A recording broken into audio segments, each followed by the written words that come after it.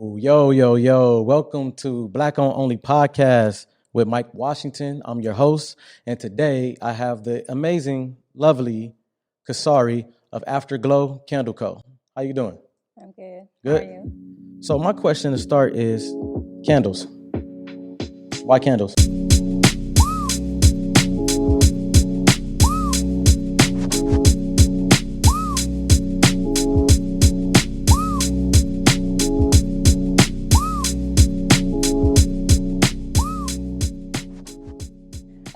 It started off as a hobby.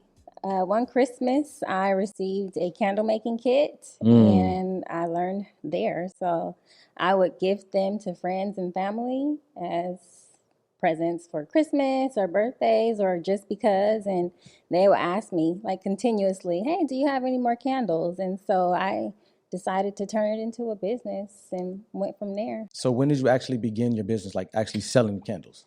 2019 was when I launched the business. So right before the pandemic? Yeah. Okay. Yeah. So any fallback from the pandemic? Yeah. I did a lot of pop-ups prior to the pandemic, in-person markets. And because of the pandemic, that went bye-bye. But also during the pandemic, I had a baby. And so that thank you. She's almost 3 now. But, having a baby, a newborn on top of trying to mass produce items, it became a bit overwhelming. Okay. So I guess it was a good break for me because in 2022, I kind of rebranded and started relaunching. So business since 2019. Yes. What is your inspiration on the fragrances that you turn? So when I first launched, they were all named after family members. Okay. So the first one was Beverly, of course, or is Beverly, Grandma. Which is my grandmother who passed in 2018. And she loved the ocean. And so the inspiration behind that one was the ocean breeze. So I have Beverly is the ocean breeze. I have Ray, which is named after my father. Mm-hmm. It's kind of like a masculine scent. It's pretty woodsy and earthy. That's what I need. Yeah. That like bachelor pad masculine kind of smell. Okay. I also have one named Bijan, which is my brother. That one is like leather and wood. That one's a little bit more popular than Ray. Okay. But that's where the scents come from. I thought about my family members and what the ode would be to them. A lot of people don't know this. When you light a candle, mm-hmm. you're not supposed to let it burn for just an hour or two. You're supposed to let it burn until the whole top portion reaches the outer, like the diameter of the candle. So until it reaches the glass. Yes. The glass, okay. Because wax has a memory. So it's going to remember the next time you light it that it's supposed to burn all the way to the outside. And then, it has a memory. Yeah, wax has a memory. Just like, kind of like water. It has a memory. So. Okay. It's going to burn, and that's what makes your candle last longer. Okay, that is knowledge. Some information for y'all. I'm glad you dropped that. Now, how strong are the scents? I know some heavy smokers, cigars, other paraphernalia mm-hmm. that would want to light the candle to try to get this smell out of the room and everything. Mm-hmm. Like, how strong? I would recommend lighting before you engage in anything like that because you want to fill the room with that fragrance or aroma first. Mm-hmm. And then, once you smoke your cigar or whatever you may partake in, mm-hmm. It'll already be masked once you are in the process of doing it. And I do have a question because I always wondered this and I don't know. Like, you got 2 wickers, right? Yeah. Are you supposed to light both at all times? Yes. And the ones that have 3, supposed to light them in 4? Okay. Yes. It's not. I didn't know it's going to tunnel. Like the intensity. I thought it was like light 1, you want a light smell. Light 2, if you want more. Okay. It has to deal with the diameter. So the wider a candle is, the more wicks you need. Oh. So if you light 1 wick, it's going to literally tunnel. Straight down. Yeah. Okay. And you just wasted your money. So the process of starting your business, did you just say, I'm going to buy a couple more candle kits and start selling, or did you go through the whole... I'm going to make a full business plan and then turn this into a business? I didn't make a business plan. I had no idea what I was doing when I launched the business. Okay. I kind of learned the process of doing everything while I was, making, in the moment. And so I perfected the craft. I would, Tune your own horn? yeah, I mean, I have really good candles. People tell me all the time, you should try to get them in more stores or go to Macy's or Nordstrom because your candles, they burn better than some name brand candles that are already sold. I get a lot of accolades for having long-lasting candles that have no soot, things like that. So like Bath and Body Works. That's like the first and only candles I really knew. Yeah. Were those. But like, is the candle business like very competitive now? Yes, it is. I mean, I guess it depends. For me, I look at people who are in stores and I try to compete with that. Okay. And so I guess for me, I just try to build from there. When you say but compete, I need more of like, a team. Is it more like in the marketing field of competing? Like wanting to be on shelves or marketing the scents the way they market the scents? Or do you have your own like way of like the competition? What they have over you is just the fact that they're in stores? Maybe. I don't know. I haven't purchased any to really compare it to my own. So you haven't bought any candles since you started? But I'm just getting from word of mouth from people like, I think you would be better than this brand over here. I'm not going to name any brands, of course. But, I think you will have some leeway over these people because your candles burn longer or they don't have soot or something like that. Okay, yeah. So, I mean, I've been kind of lazy with it because I do work full time. As you know, I'm an occupational therapist. Yes. So I'm gonna get into that a little bit later. Yeah, on top of that, it's a lot. I just need a team to really help me get So you there. hiring? So. But you also do like what, essential oils too, right? Yes. So it's just not candles? Right. What else, other products? It's candles, room spray, incense. I have some body products where it's like body butters, bath salts, but I also have some aromatherapy, which are essential oils. Essential oils. Like, what's it, the middle? What is the thing that it burns in? The reed diffusers or the oil diffusers? Like it's oil diffusers that you have? I don't sell oil diffusers, just the oils. Just the oils to put in the diffuser. And are those scents the same as the candles or is it They're different. So the scents in the candles, those are made with paraben and phthalate-free fragrances. Mm-hmm. So sometimes they're like synthetic, whereas essential oils, they're natural from the leaves of, or oils from the leaves. Mm-hmm. So that's what makes them different. Okay. That's. I've been wanting to get into candles. I think I hit you up one time. You did. Because I was like. And you still ain't bought that. I like the smell of like candles, but I always wanted a more masculine scent. I don't want to come in and it just smell like a sunny cherry day. I wanted something where you come into the house, you understand that it's a man here, but he takes, pride in where he lives and the room smell. And with the room sprays, how long they last? Oh, the fragrance in the room? I would say a good 10, 15 minutes. I mean. Are those like mainly for like room or bathroom? I market mine as a room spray, a car spray, and a linen spray. Car spray. One bottle you can use within those 3 areas. I might need one for the car because I'll be using the fragrance in like the 10 and it seems like 2 days later I can't smell it anymore. But I mean, once you get in the car, it lasts, right? So when you spray, a spray is only going to last for so long in the air. So I mean, it's your own prerogative, but so I got you. What's the future of like the products that you want to go to? Is there any other products you want to start offering besides the ones you just mentioned? I recently started marketing a candle making tutorial online because like you. So like a masterclass? Yes. Okay. Like you, many people ask me to teach them. I don't know. I feel like I'm like a goat. But people have been asking for me to teach them. And unfortunately, I don't have the time or the place in person yet. Okay. So I figure why not sell it online? So that's next. Yeah. So selling online is better because then you don't have to just keep having like sit downs one-on-one. You could reach more of a mass group of people with a master class. Right. And then, when they buy it, they have free reign. They can email me at any time if they have questions. With the class, it has like a playlist. So it's a pamphlet that they can go by for like the visual learners, the people who need to read it. And then, if that doesn't work, there's always a video tutorial also. Okay. The name AfterGlow, where did that come from? AfterGlow Co. Yeah, AfterGlow Candle Co. Candle Co. AfterGlow Candle Co. Yeah. It started, I wanted something, the flame glows, right? At the time that I launched, I was in a very low place because of losing my grandmother. Understandable. I needed light in my life. And so with the candle burning, it gives off like a glow, especially if you're sitting in a dark room and it's lit, right? And so I thought, I was sitting there thinking, and I did a lot of journaling and the afterglow, like how I was feeling after that glow went out. So that's where the afterglow came from. That's a strong name. Yeah. And with the backstory of it, to me, it seems even stronger now. Yeah. Let me see where I want to go with you with, because we've been knowing each other for a while. Yeah. And I want some. Too long. Yeah. Too long. You can say too long. I say just right enough time. But one thing I do want to know, what was the mission like for your company when you started? Like, what was the initial goals you wanted to hit?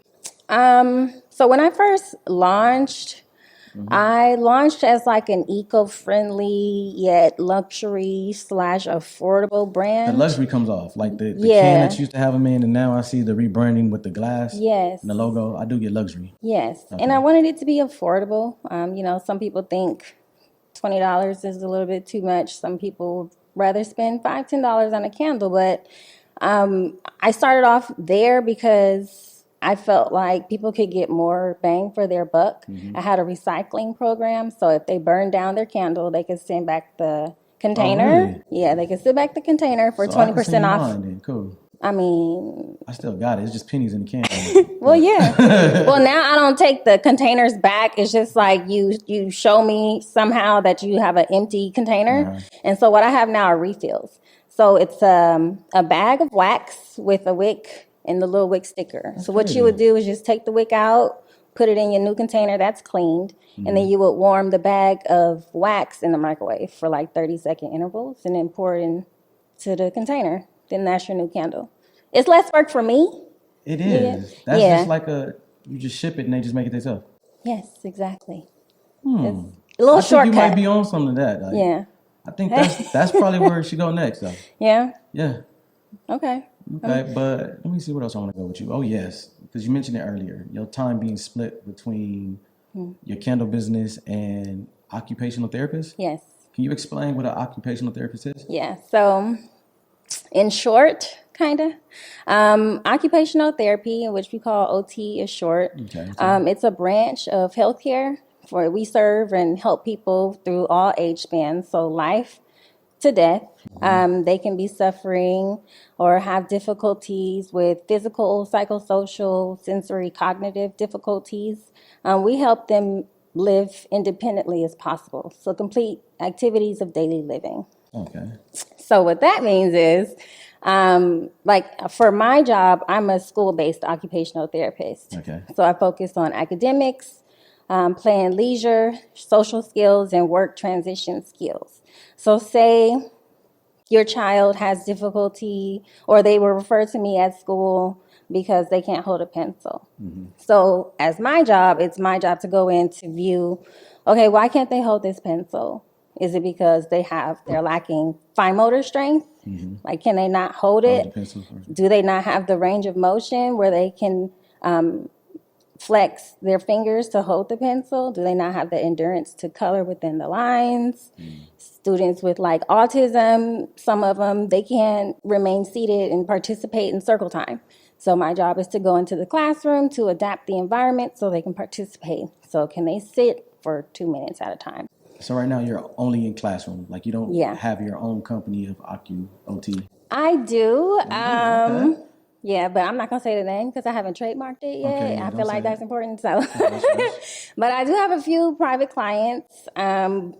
But being a little burned out from everything altogether, I only have one client that I really like. I'm consistently seeing. But yeah, I'm mostly in schools. So you got AfterGlow. Yeah. And you have OT. Yeah. And full-time mom. Yes. Full-time single mom. What's it called? Mompreneur? Mompreneur? Mom entrepreneur? I have no idea. Is that the title you would say? Ooh, I would just say I'm an individual trying to make it work, you know. And the OT, fulfilling? Yeah, I love my job. Yeah.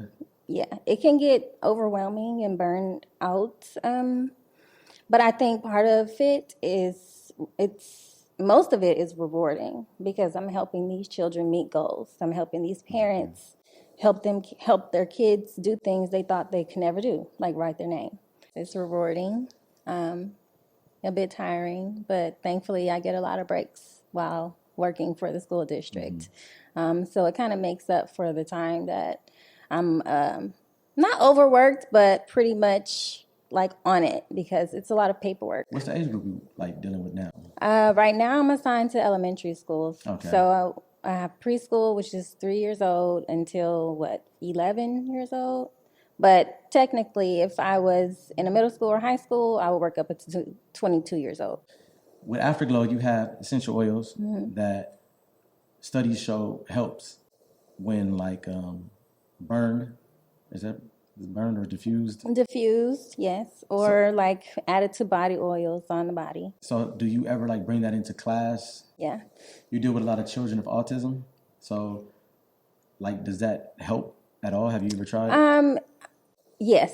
So I'll recommend that teachers try to like dim lights. So when children come from playing outside during recess or lunch, some teachers will dim the lights, play like classical music, and some will have diffusers. In those diffusers, they'll put in like lavender essential oil, which is proven to be calming. And sometimes it works. Other times, you need a bit more, intimate setting to see if it really works. Are we going to put it on their skin? Do you have to isolate the students when you work with them? Yeah, so I do a pull-out method, which I'll go to the classroom and I'll pull them out and take them to the therapy room, which is basically like a classroom. Yeah. Okay, just separate so you can work with them one-on-one. Yeah, but some, if I'm trying to see if they can function within the classroom, I push into the classroom. So I work with them in the class to see, are you going to remain seated? Are you not transitioning from one table to the next? Yeah. So, Kasarri, you're an HBCU grad. I am. I'm a Tuskegee grad. Tuskegee University. No, I'm saying like... What? Is that like the best HBCU? Absolutely. That's why I'm like, what Norfolk State? We up here? Howard? Hampton? Okay, granted, yes, those are great schools, but I'm biased. I went to Tuskegee University. We have a very family-oriented type of dynamic. We're a private school in rural Alabama. Bragging. So, no, I'm not bragging. I'm just saying.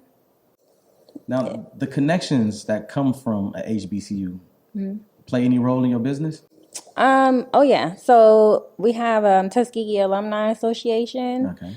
So just like, any person who has a business, you want to plug as much as possible. So I'll definitely email the president or whomever of LA alum, and so y'all got different chapters around. Oh yeah, so every pretty much state or city has their own chapter. Okay.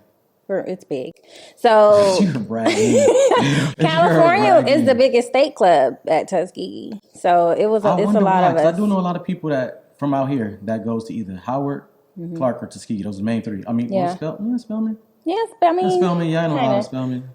I don't know why. For me, I wanted to get away from LA. And I also wanted to go to a black college university. So Tuskegee was it for me. And I don't have any regrets. None? No. Don't think you want to go to Virginia, Norfolk? No. Good. Why do you keep mentioning Spartan pride, bro. Spartan pride. No. But anyway, so yeah, Tuskegee Alumni Association, we plug each other. So maybe Facebook, Instagram, marketing emails that go out. If you need a candle here, and that's what they'll it's plug about. me. It's the networking. Yes. And like-minded people that want to see Black entrepreneurs and Black business owners thrive. Yeah. Like a community base that's we got you. Where you can't pick up, we got you from here. Yeah. You know what I'm saying? Yeah. And that's how I felt attending there. Granted, it was 8 of us from my high school that went together. That's love. And it was random. It was random because I didn't even know. I knew one person. She ended up not even going, but I knew of one person that was going to Tuskegee. And during orientation week, I ran into the rest of them. What y'all doing here? So I mean, it was nice to have people that you know, but I have many friends and family that I met there. So when any other university, HBCUs for you? Oh yeah, I'm definitely gonna teach my children that HBCUs the way to go. And that's what it is. My daughter now, the only thing she sees is Howard. Yeah. I can't convince her nothing else. She found out Taraji went, and it's like, that's it. She loves her. Bison. I got to buy her Bison wardrobe, everything. You should take her to a homecoming. I was thinking when she's a little older. Yeah, please. But I mean, we know how the HBCU homecoming. Jaleesa took Charlie this year, and it starts when they're young. So the younger the better. I think that's what it was, because I was always searching for HBCU sports, HBCU news, because like ESPN now has a deal with HBCU where they put them out there more. A lot of it thanks to Dion, but she used to see me like search for news and stuff and things like that. I think that's what it is. Yeah, I think it's the way to go. So being that's already ingrained in her brain, it's probably the way that she will go. Your daughter's going to Tuskegee. Okay. Nah, she doesn't have to. I'm not gonna force it, But one thing I will force is Delta Sigma Theta sorority incorporated. Oh, that's right. What's the I never put. There it is. So yeah, that's one thing that I'm gonna be like, yeah. So your sorority, that's another like support system, right? Yeah, absolutely. I have 27 line sisters. This year was our 75th chapter anniversary. Wow. So yeah, I mean, we're plugged all around the world, really. You're connected. I'm connected. I feel like I know a lot of people, and I don't really use it to the advantage that I know I could. And that's what I'm saying, like for the business of the marketing, like you know. I think I just need to really sit down and make a plan out of it. Yeah, I can understand that. Yeah. All right, so I've been asking everyone this question, and I'm going to ask you the same, but I want to know for both AfterGlow and OT, the next 5 years, what do you see for your company? For AfterGlow, I really want a brick and mortar. Really? I want to host candle making classes, or people can come in and purchase if they want, but it's really, I get joy out of teaching people things, obviously. So yeah, hosting candle making classes. And then for OT is also, opening, I don't know if within 5 years, I would say more so like within the next 8 years, I want to have my own business where I am accepting clients individually. So like their insurance can pay me for some occupational. Okay. Yeah. So. Yo, I'm so happy you came through today, man. Oh, my bad. Mike, it don't really matter. My bad. Thank you guys for joining us on the Black Only podcast. Once again, this is the lovely Kasarri. Where can they reach you at? On Instagram, it's AfterGlow Candle Co. So it's afterglowcandle.co. On Facebook, it's AfterGlow Candle Co /LA. You can always email me. It's a little bit ghetto, but it's afterglowcandlesllc@gmail.com. It's ghetto. That's what it is. All right, y'all, man. We check y'all out later. Peace.